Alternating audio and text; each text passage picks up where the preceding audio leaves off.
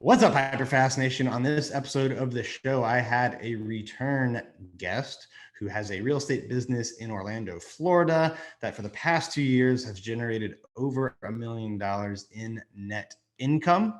That's net income, not revenue. But what's more amazing about him is what he has done away from the real estate industry and in terms of helping other people. We got into that a little bit. Stay tuned for Dan Grieb.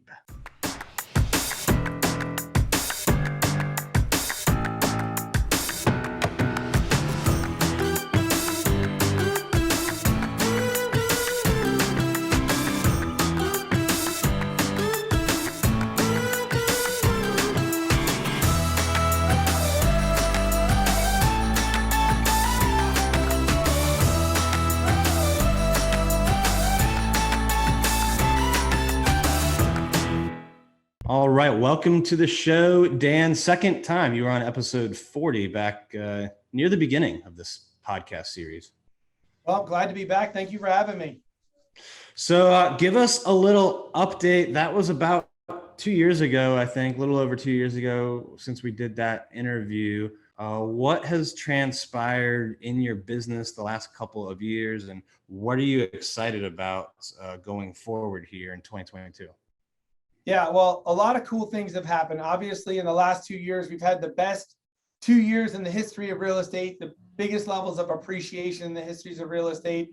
And, at the same time, I had switched my business over to being a profits first business where the only thing that mattered, the only conversations we've been having was profits. And then boom, we landed in the best seasons to be profitable. So the last 2 years, I've profited over $1 million a year for the last 2 years, which is, the goal of any real estate business. And we've really gotten really good at investing and mitigating taxes. What I'm most excited about as we move into the next season of our business is I brought on a business partner, and I'm on a 5-year plan to kind of earn my way out of real estate. I will have hit the numbers I need to hit financially so that at 52 years old, I will be able to fully retire and just work because I want to, not because I have to.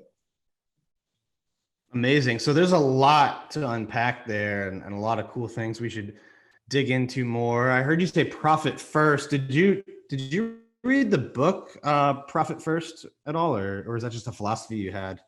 Well, I read the book and I have the philosophy. I've always thought that in real estate, we chase the wrong targets. And there's a saying that says, what's a guaranteed way to miss an important goal? And that is find an easier goal. Well, that's a guaranteed way for you to not be successful is point to something that makes you feel successful, but isn't successful. And in our industry, you don't get an award for being profitable. You get an award for having the most listings, the most volume, the most transactions, but profitability is a conversation that's never really had. And what that actually does is leave you in a place of codependence to the industry and to your brokerage that I no longer wanted.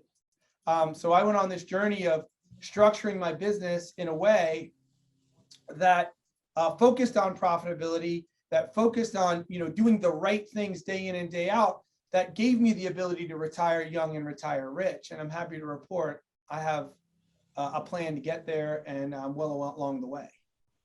Yeah, we read the book Profit First actually right before COVID, so it was a good time to implement some of the learnings and philosophies in it. And I hear this, or I've heard this phrase before that I think you would probably resonate with you. Revenue is vanity, profit is sanity. And I think for some reason, real estate agents have a hard time with that. And you got at it, that there's no award for profitability, but there's tons of awards for volume and, those kind of metrics. Why do you think the focus is so off in the industry as a whole? Well, I think the focus is going to change in the next couple of years as we start seeing this transition from this concept of brokerage to what they're calling teamerage, right? So instead of the big brokerage to the team, and the conversations have just now drifted down to agents, because before brokers were well aware of their profitability, but see, they didn't want you to be aware of your profitability because you might not stay at that brokerage, or you might renegotiate your commission split, or you might question the value that that brokerage was giving you.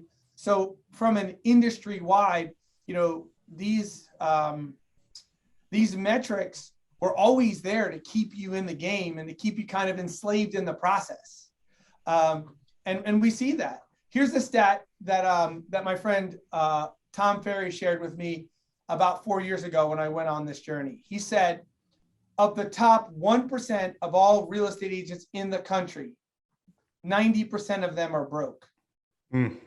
So when you look up on stage and you see that person that's selling all those houses and doing all those things, that person doesn't have 6 months of reserves in the bank account.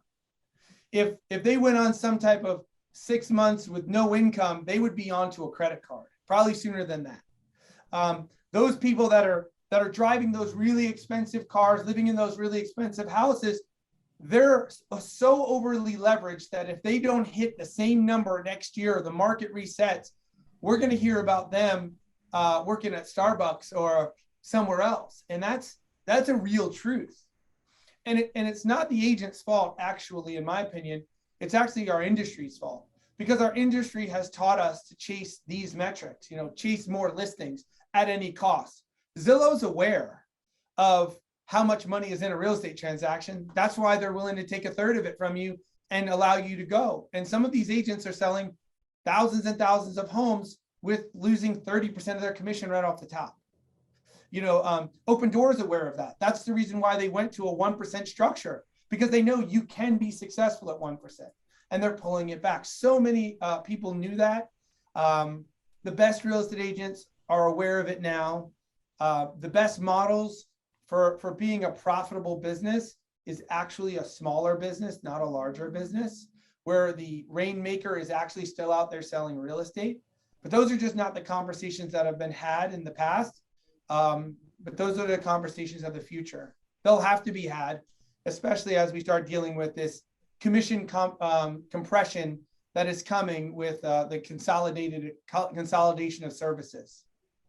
What do you think is the key to get from like 250K of income in this business, which only about 1% or so hit 250, right? Or you know, according to NAR, National Association of Realtors. So what do you think it takes, or what do you think the keys are to get from 250 to $1 million in net profit?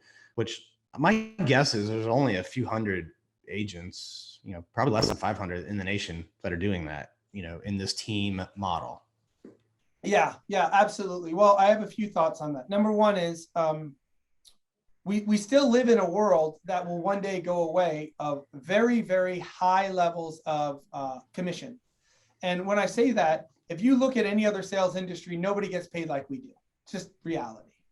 The next thing is recognizing what you're building. And Dan, I mean, obviously you and some of your listeners, you could buy my business. If I offered to sell it to you, you could buy it.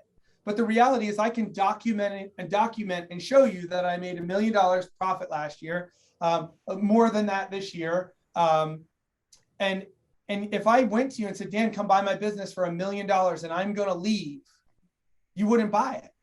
If you went up to my number one administrative person and said, Dan Grieb's leaving the company tomorrow and someone else is taking over, do you still work here? They'd probably say no.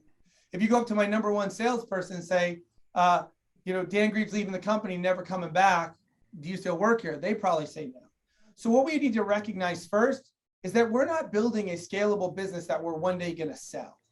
Like you would a traditional business. Like if you owned a property management company would be close, an AC company, something that involved contracts. The way in which you'd scale that is similar to ours, but the purpose is different. We have a very large, high margin that we can make per sale as a team owner, but we really can't sell our business for much money. And if we were, we would sell it in through what's called an earnout, which means we'd have to stay involved as we were getting paid. That's not a typical business model.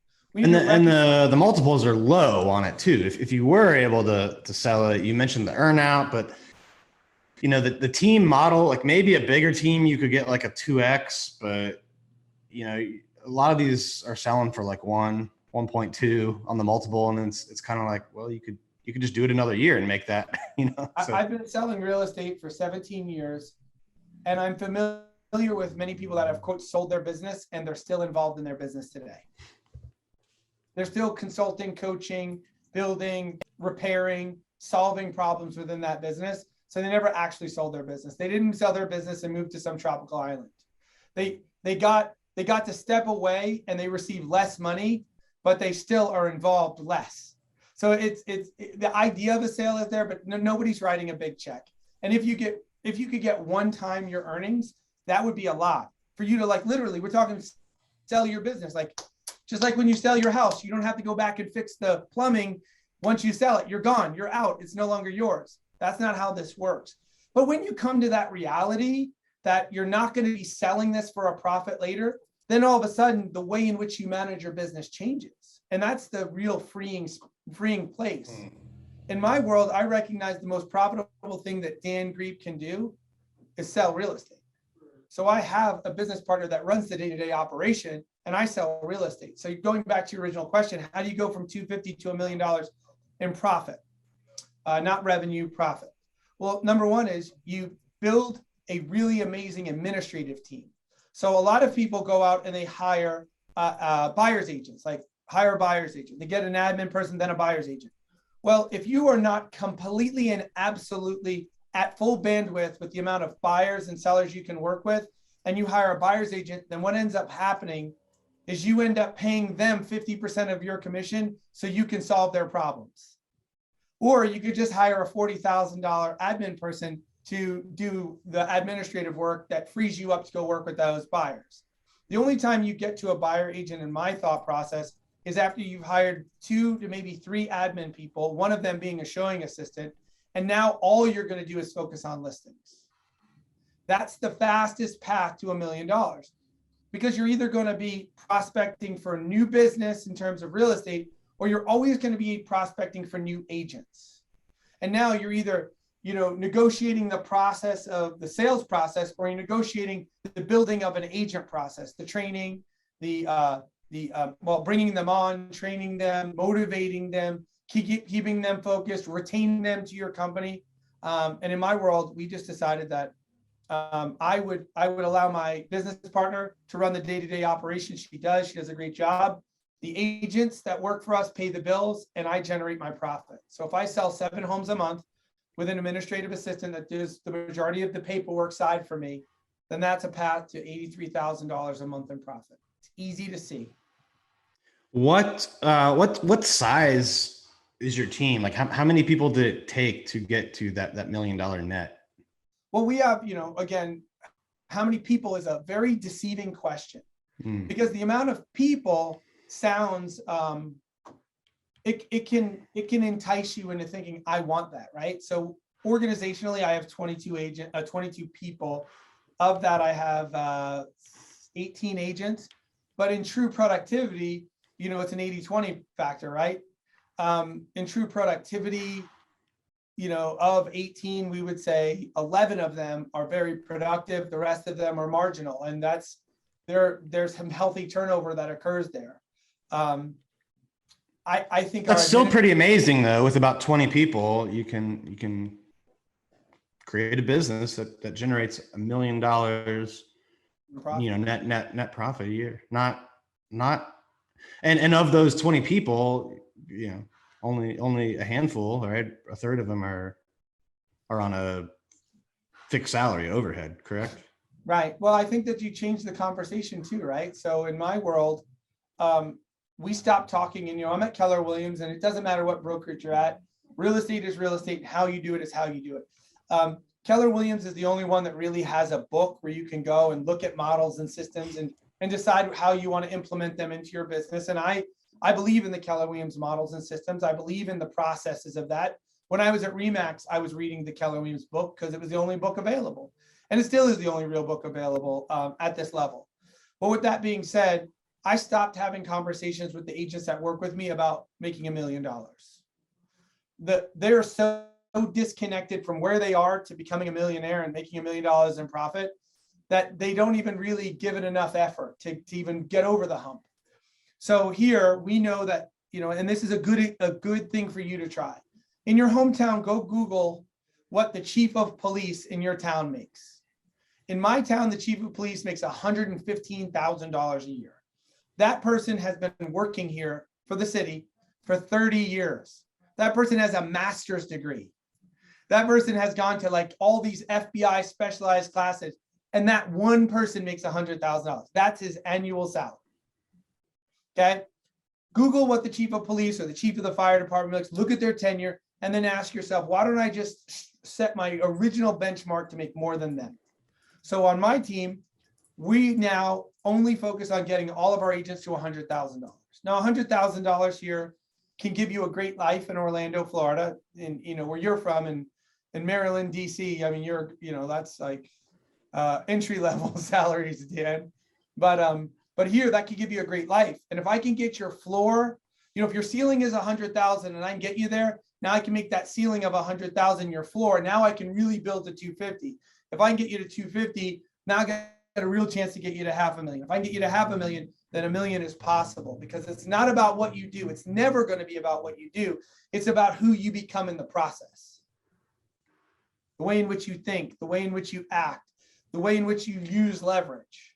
That's the difference. It's not about working harder, especially when you start getting in the hundreds of transactions that it requires to get there. Those are my thoughts. No, I agree totally. I love how you've built your team to $1 million and helping bring so many other people along. I do want to mention that you will be one of the speakers at our HyperFast Summit in Boca Raton, Florida, February 1st and 2nd. And the whole theme of that conference, that event, is going to be really how to scale a real estate business, a profitable one, how to get control of your time.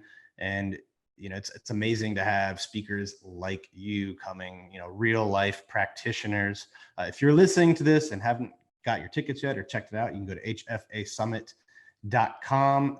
Again, that's hfasummit.com. If you use the code podcast25, you actually get 25% off your tickets. So again, go to hfasummit.com, use the code podcast25. Dan, I'd also like to take a few minutes to talk about some of the things you've achieved and done outside of real estate, because what you've done in the real estate industry and the lives you've helped there in itself is amazing, but that's just a small slice of the pie, really. Mm-hmm. And I think what you're probably most known for now is really what you've done in the Ironman world, and so why don't you tell folks a little bit about that, because I think it's truly inspirational what you can do when you secure the financial side of things, and you have other time and money to pursue some of the things that you do. Well, that's awesome. Yeah, great segue. So let's just kind of theme this time while we're talking called success is not about what you do, it's about who you become in the process, because you're going to hear me say that a number of times. About 8 years ago, I woke up. Well, before I say that, I grew up super poor.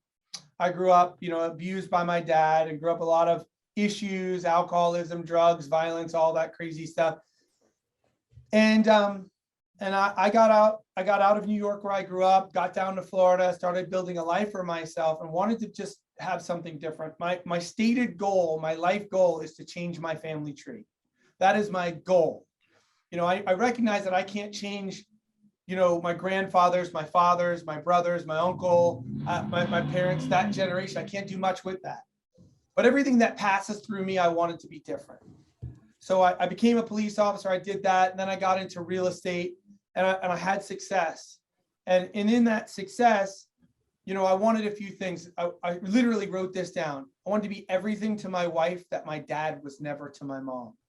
I wanted to be everything to my children that my dad was never to me. I wanted to run a business that supported people for being loyal and kind and doing the right thing. I wanted to have a relationship with my God. And I just wanted to become a good human being. I didn't want to be what my last name represented, which was trouble. I wanted to be something better than that. So fast forward into my real estate journey, I'm 10, 12 years in, and I am, on my way. I'm a millionaire in terms of net worth, but I've never made $1 million in 1 year. I have a marriage. I've been married for 17 years, 15 years, and we're happily married. I've got great relationship with my kids. I've got a great relationship with my God, and I've got people that enjoy working with me, and I really enjoy working with them. And I look in the mirror and I'm 310 pounds, between 320 and 310. And I said to myself, like, I got to be able to have something better than this. But I really believed in this philosophy called subtraction. To get this, I have to subtract something over here. To get healthy, I got to give up being a great dad, or give up being a great husband, or give up my relationship with God, or give up on the people that helped me get there in my business, and give them less so I could have more. And I woke up and said, I just can't live that way anymore. There's got to be something else. There's got to be something different. So I went on this journey of losing weight. And I asked myself the question, what's an event I could do that would scare me a little bit, that would make me have to lose all this weight? And someone said an Ironman. And I said, what's that? They said, well, most people train for a year and then they do an Ironman. An Ironman is a race that's 140.6 miles. You have 17 hours to do it. If you do it before 17 hours, you're an Ironman. If you do it after 17 hours, you're not an Ironman. It's a 2.4 mile swim, 114 mile bike, and then a 26.2 run, a marathon at the end. Well, someone said the average person trains for a year, then does one. I said, great, I'm not average. I'm going to train for a year, and then I'm going to do 10 in 2 years. So I went on that journey. I trained really hard. I lost 120 pounds. I ended up doing 10 Ironman events over the course of the next 2 years. And I did them all over the world, in Dubai, New Zealand, Mexico, Puerto Rico, and all over the United States. And then when it was over, I said to myself, how do I thank God for regaining my health in my 40s? And the answer was very simple: service people.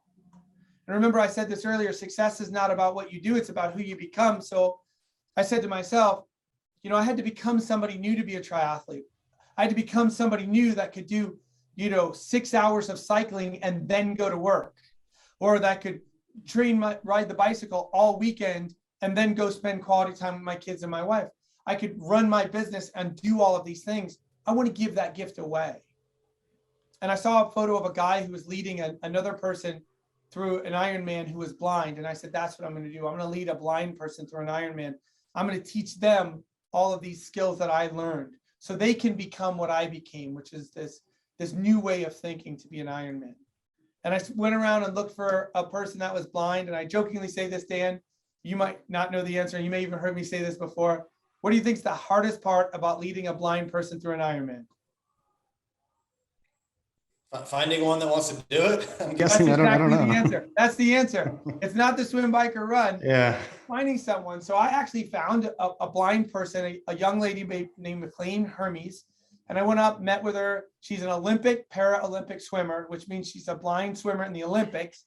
And I became friends with her. And I said, I knew her dad. And I said, McLean, do you trust me? She said, I trust you. I said, are we friends? We're friends. I said, would you do anything for me? She said, I'd do anything for you. I said, would you do an Ironman with me? And she said, hell no, I don't like running. I'm afraid of being on the bike. So she refused to do it.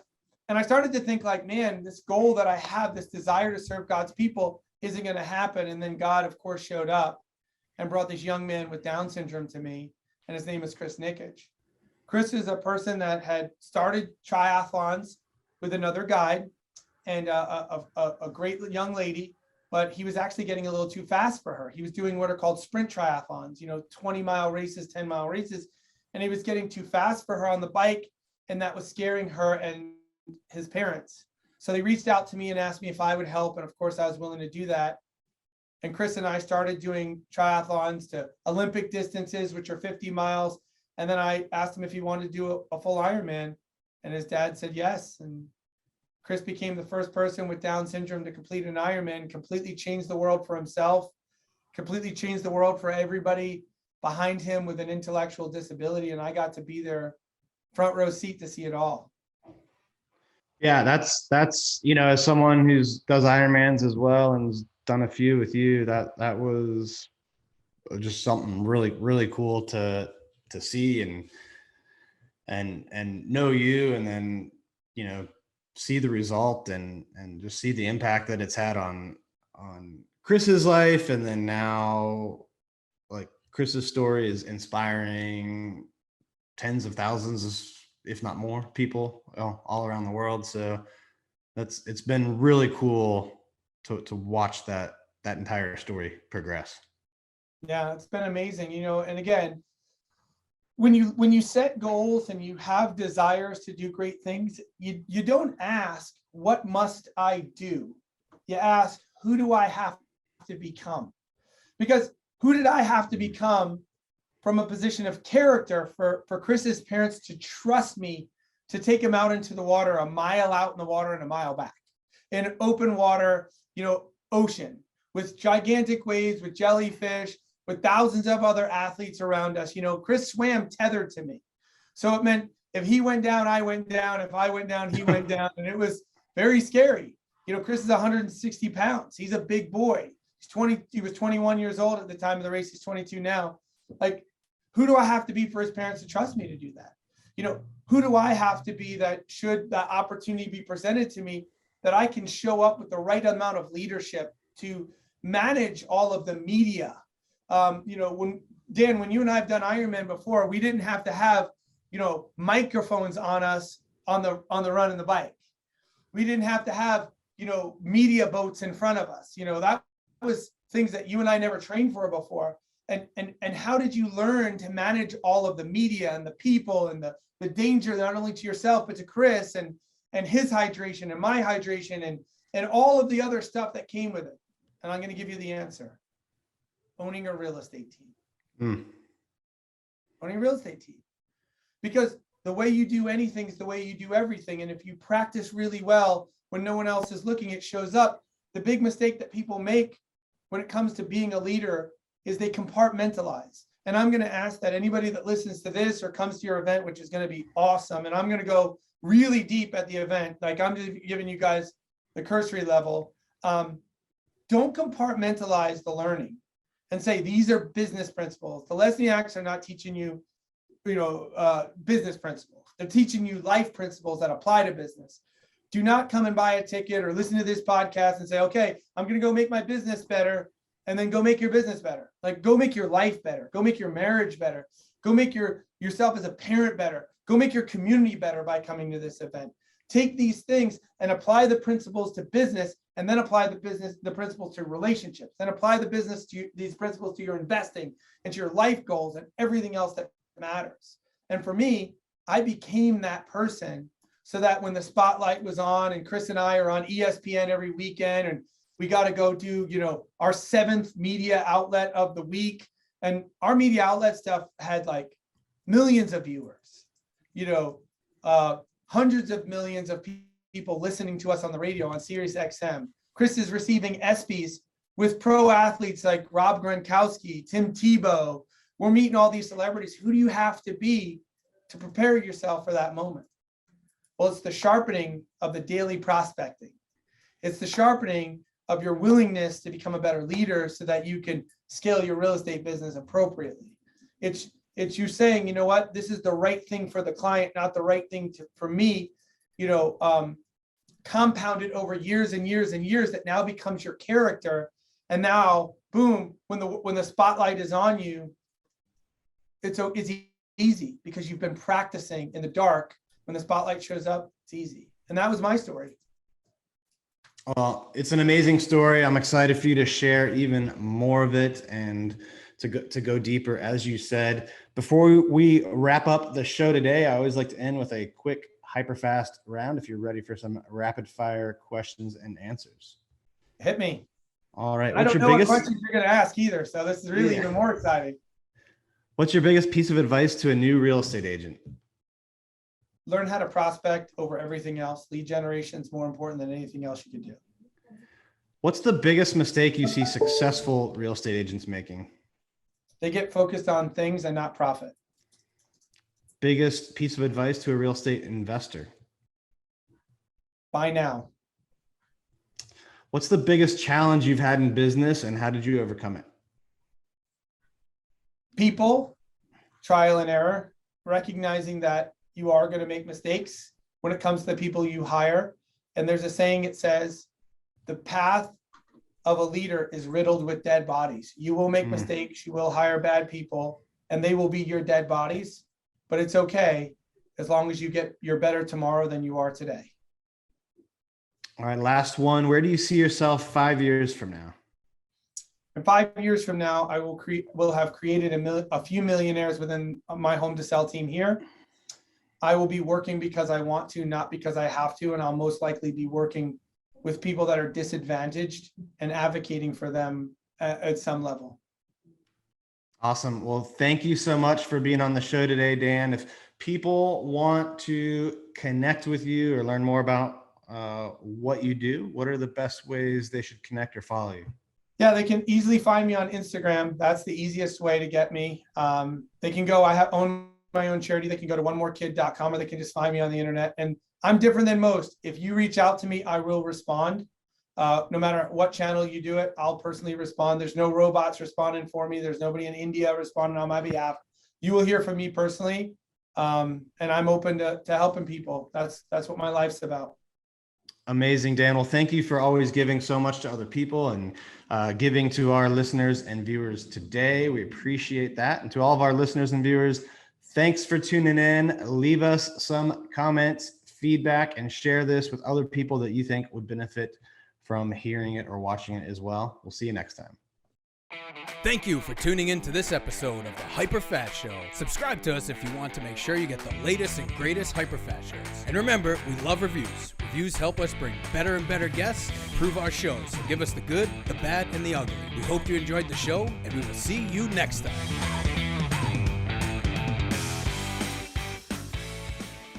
Hey guys, thanks for sticking around to the end. I hope you enjoyed that video, and if you want to see more, click right here. And if you want 100 real estate tips from my best-selling book, click right here to download them instantly. And if you're new to this channel, click below to subscribe and turn on post notifications so you don't miss out. And leave some comments about what you think on the videos.